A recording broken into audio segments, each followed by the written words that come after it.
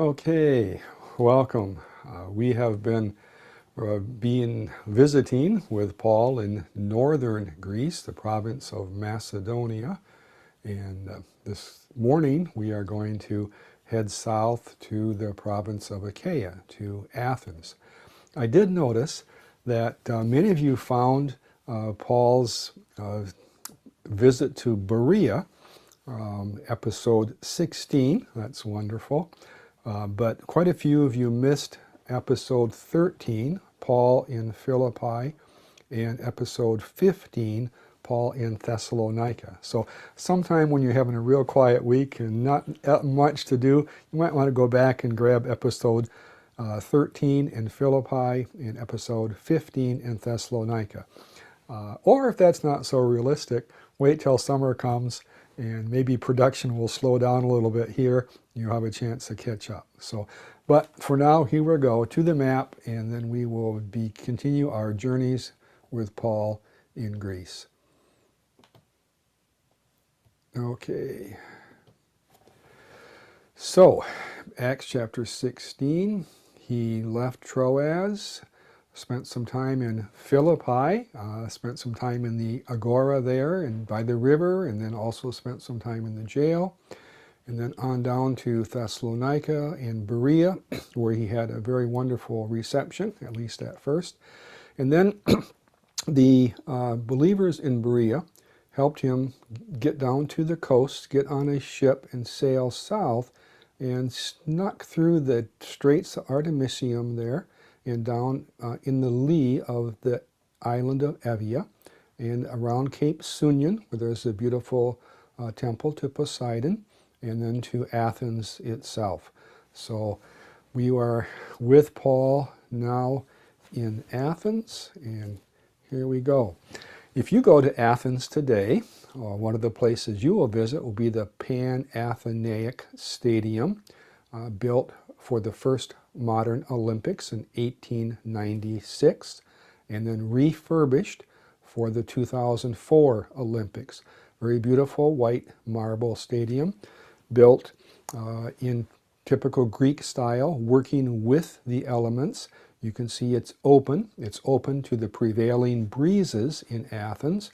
I happened to be right there on a very hot September day. It was about 90 degrees, but it was very comfortable because of the prevailing breezes that cooled the entire stadium. But that wasn't there, of course, in Paul's day. So one of the first places that Paul went to the synagogue first and then to the agora. So we're going to spend some time here in the agora. This is the Pan-Athenaic Way along the eastern edge of the agora, leading up to the Acropolis. This Pan-Athenaic Way is where that glorious procession was of men and women and children and horses and carts, that glorious procession up to the Acropolis, which was immortalized in beautiful white marble up on the frieze of the Parthenon until it was hacked down and lugged off to London and by Elgin in 1801. But this is that Pan-Athenaic Way leading to the Acropolis. We'll be back to that a little bit later. But first we're going to visit some other spots in the agora. This gives you a nice overview. The agora, beautiful open area here in the central Athens. That Pan-Athenaic Way over here on the east edge of the agora. Agora was just a wonderful open area with some walking paths, some trees, some flowers, some shops where you could go shopping, some places to sit and visit, and then also different monuments to important people, historic people. And the Greeks called it the agora, and the Romans called it the forum. Spanish people call it the plaza, just that beautiful open space in the center of the city where so much good stuff happens. There is unfortunately, no English word for such a thing because English people aren't smart enough to have such a glorious place right in the center of their city. So we are in the agora here, that Pan-Athenaic Way over here. We're going to visit a little temple over here. But first, notice the Acropolis. There is an Acropolis in Philippi. There's an Acropolis in Thessaloniki, it's the high point of the city where the ramparts are. Acropolis just means the high point of the city. But if you talk about the Acropolis, you mean the Acropolis of Athens, which is this glorious hill here. You can see the Propylaea, the great entranceway. You see a little bit of the Parthenon there, and a little bit of the Erechtheum, the temple to Poseidon. So we'll go up there later. You can also see just a little bit of the Areopagus right here, and we'll be there later also. But first we're going to look to the west. Lovely little temple from the 5th century BC, so built about the same time as the Parthenon. A little temple to Hephaestus, whom you know as Vulcan, and it's called the Thysion, though it's in honor of Hephaestus. It's a nice way of seeing what a 5th century Greek temple looked like that has been much more well preserved than the Parthenon. And so it's a nice place to visit here on the west edge of the Agora. But for now we'll go back, swing the camera back to the south edge of the Agora, and we'll see the people going up there, up the beautiful marble steps, through the Propylaea, or Propylaea, as some say it, and to the top of the Acropolis in Athens. So here we go. This is the Parthenon, very large, very beautiful, one of the most carefully planned and carefully constructed buildings in all of antiquity, just a monument to our architectural genius and craftsmanship.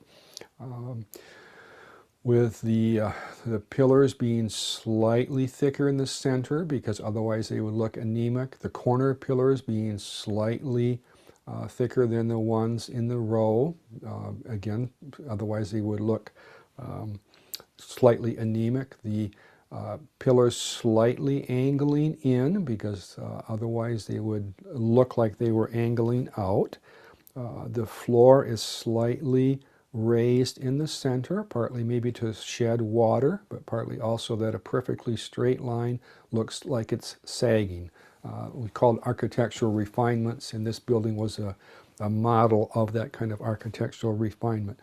The inner frieze was decorated with those glorious sculptures by Phidias of that Pan-Athenaic procession. And after this building was built, 440 BC, that was the golden age of Athens. You think about 440 BC, Pericles is mayor, Phidias is the great sculptor, Socrates is walking around the Agora, teaching the youth to question everything. Aeschylus and Sophocles and Euripides are writing their poetry, and the Athenians are meeting in democratic assembly. It's kind of the golden age around 440 BC when this building was built. It's really kind of a war memorial to commemorate the defeat of the Persians, first at 490 BC at Marathon, and then more decisively even in 480 BC at the Bay of Salamis, in 479 BC at Plataea, a land battle.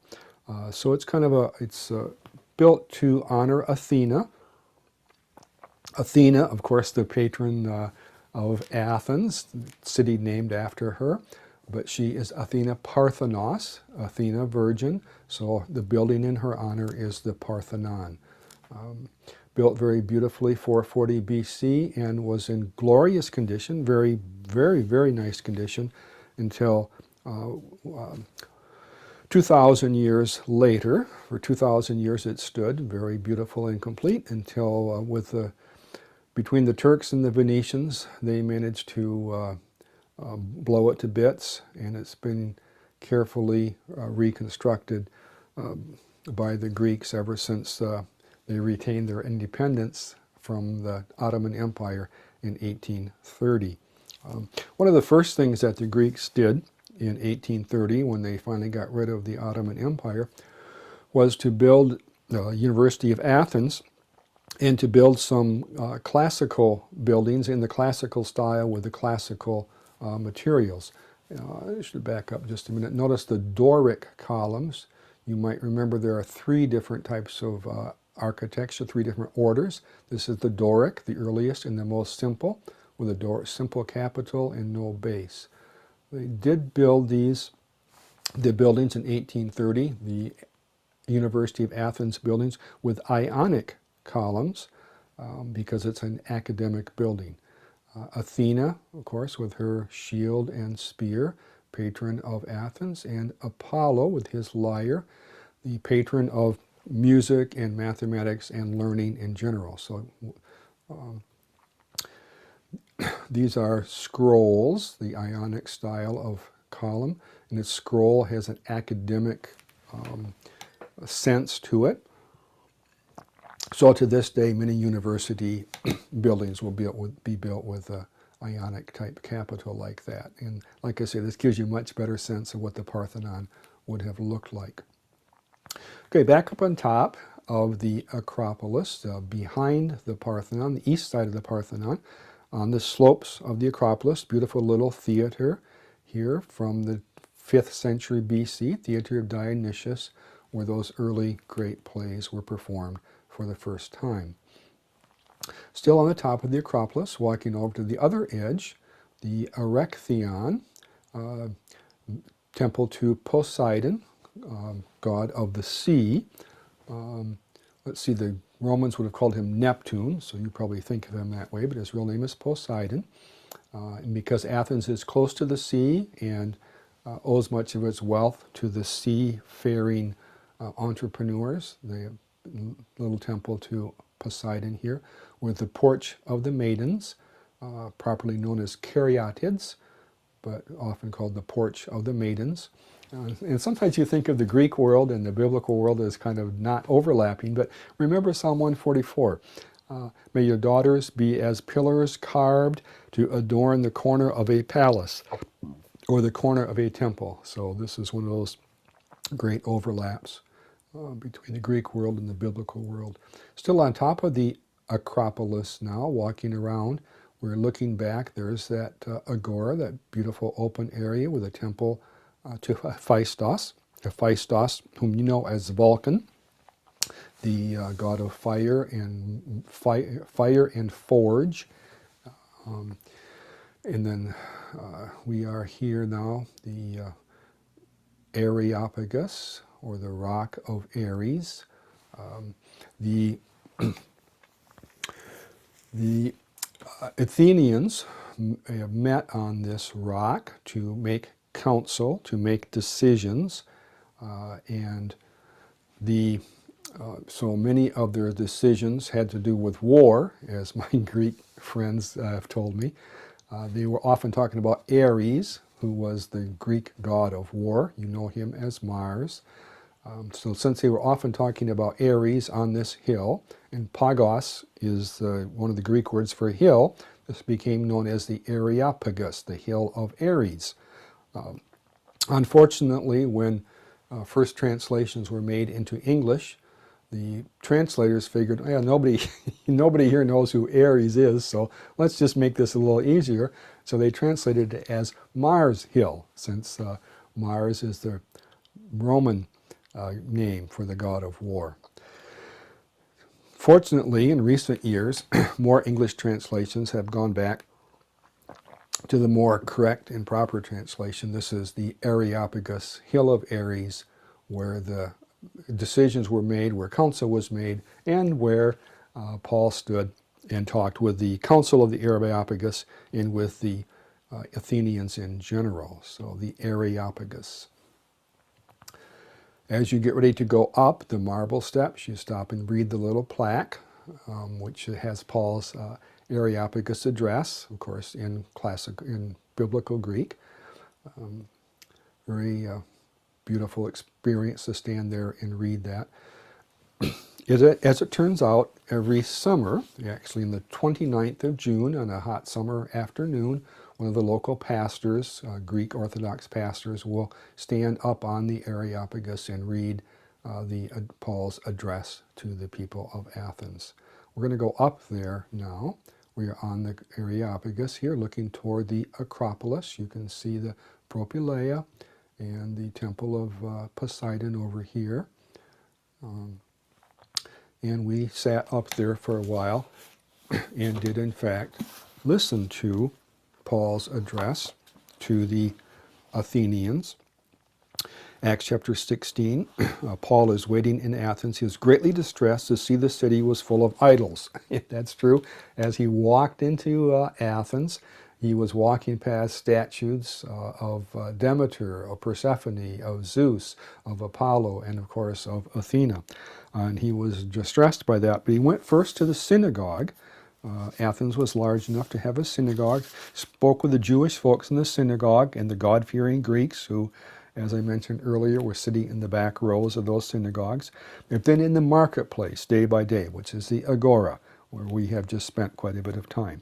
And he was dialoguing with those who were there, and he was preaching the good news about Jesus and the resurrection.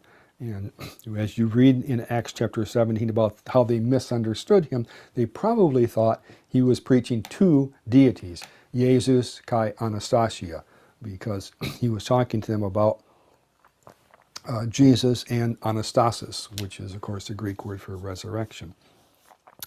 So, but in any case, they did eventually bring him to the Areopagus Council, and he stood up and said, "People of Athens, I see that you in every way you are very religious," which was meant to be sort of a compliment. And he found the altar and the unknown God, and so he's kind of making some connections with them. And then he quotes from Epimenides and from Aratus. In him we live and move and have our being, and we are his offspring. So he's making connections with them. But then he also does some serious correcting. Since we are God's offspring, we should not think that the divine being is an image made by human design and skill. For you must, in the past, God overlooked such ignorance, but now he commands all people everywhere to repent. And a little bit earlier in verse 24, the God who made the world and everything in it does not live in temples made by human hands. Now, if we figured the geography correctly, he is standing in a place where over his left shoulder is a temple made by human hands. Over their left shoulder is a temple to the Athena made by human hands. Over their other shoulder is the temple to Poseidon made by human hands. In that context, he says, God does not live in temples made by human hands. It takes courage to say that. So, wonderful time. Spend some time meditating on Acts chapter 17 and see how he connects with them, but also corrects them in some pretty dramatic ways. It's interesting, when Paul is in Athens, there's no riots, there's no beatings, there's no time in jail, but there's not an immediately planted Christian congregation either. It's just a handful of believers. So in this first encounter between the gospel of Christ and classical civilization, there's kind of a almost a standoff. It's like we don't quite know how this all fits together. And I think our Western culture is still part of that dialogue. The classical pagan past and the Christian gospel are somehow interacting, and sometimes one seems to prevail and sometimes the other seems to prevail. But I will close with a few words from Dr. Athanasius Delacostopoulos, professor at the University of Athens some years ago. And here's what he has to say. Paul visited most places in Greece more than once. He brought the message of God into the heart of Greek culture. Greece owes much to Paul. Who could ever imagine that the doctrine which Paul proclaimed in Greece would become the unique solution to which the Greeks would owe the survival of their nation, of their language, and their very existence? Greece is grateful to St. Paul for all that he did for her people and her future. The Christianized Greece became in due time the cradle of a new civilization that deeply influenced the future of the whole world. So that is a very positive way of thinking about the long-term effects of Paul's time here in Greece. So thank you for joining us. Oh, I did bring my little friend Athena along. You can see she has her spear and her shield. She is understood to be the goddess of wisdom, if appropriate for a university town. She is also the protector of Athens. And if you happen to be in Nashville, Tennessee sometime, you can see a very beautiful replica of the Parthenon there in Nashville, with a wonderful replica of the statue, the life-size, well, way over life-size statue of Athena, which lived in that Parthenon. So, okay, thank you.